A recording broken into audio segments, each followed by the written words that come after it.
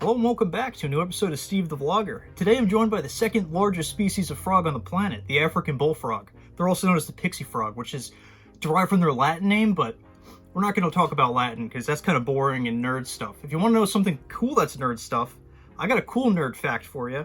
We're more closely related to Frederick, which is a bearded dragon, than Frederick is to the African bullfrog, which kind of blows my mind a little bit. If you look at the phylogeny going back on that little table there, these guys are the second largest species of frog on the planet, only beaten out by the Goliath frog. And this guy's name is Grogu Magala. It's derived from two things. One, Gore Magala from the Monster Hunter series, and two, the iconic Baby Yoda. Honestly, overall, he's pretty well behaved. I'm not really restraining him in any way. As you can see, if he wants to, he can leave. He could also bite me pretty hard if he wanted to. He has some pretty big teeth on that bottom jaw, but he hasn't really given me any impression that he wants to do that. You might recognize these guys for some pretty good memes.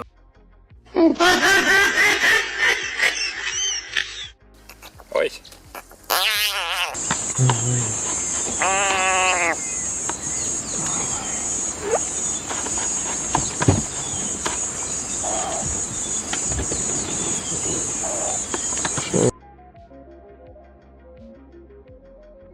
Something that's pretty unique about African bullfrogs is that they've been documented exhibiting parental care for their tadpoles.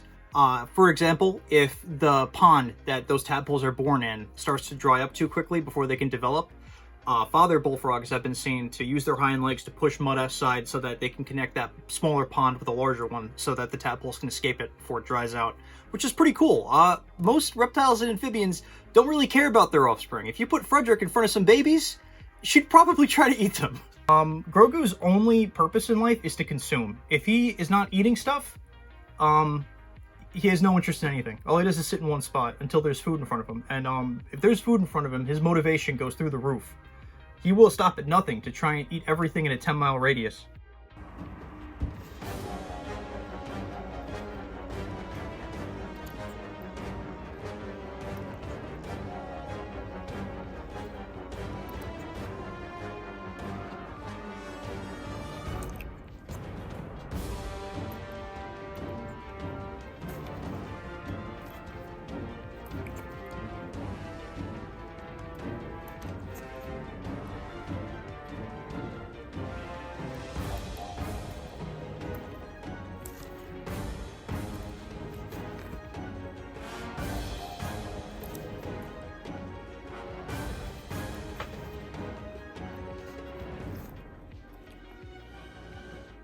Much like Gore Magala, Grogu's eyesight doesn't appear to be that good.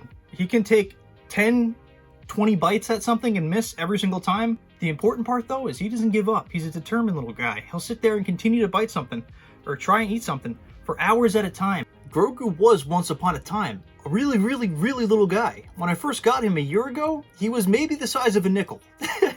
And I felt like every time I looked into his tank, he had doubled in size, and that's not an exaggeration. He's still doing it now. Every time I look at him, I'm watching him outgrow his water dish on a weekly basis. That's really all I've got about Grogu Magala. That being said, there is more stuff to look forward to. I realize that stuff's been slowing down recently. I've just been a very busy guy. But we have another underappreciated being worked on right now. This one's about opossums. And we also have something in the style of my older content. More skit related, still related to animals, but it does have a bit of that older energy in there. I just tend to be very, I just kind of have a high standard for what I see as like good for skit stuff, so that might take a little while. That was supposed to be a Halloween video, but I keep changing stuff around in it, and it will be up eventually. It just might take a bit. That's really it for now, so thank you for tuning in. Steve the Vlogger out.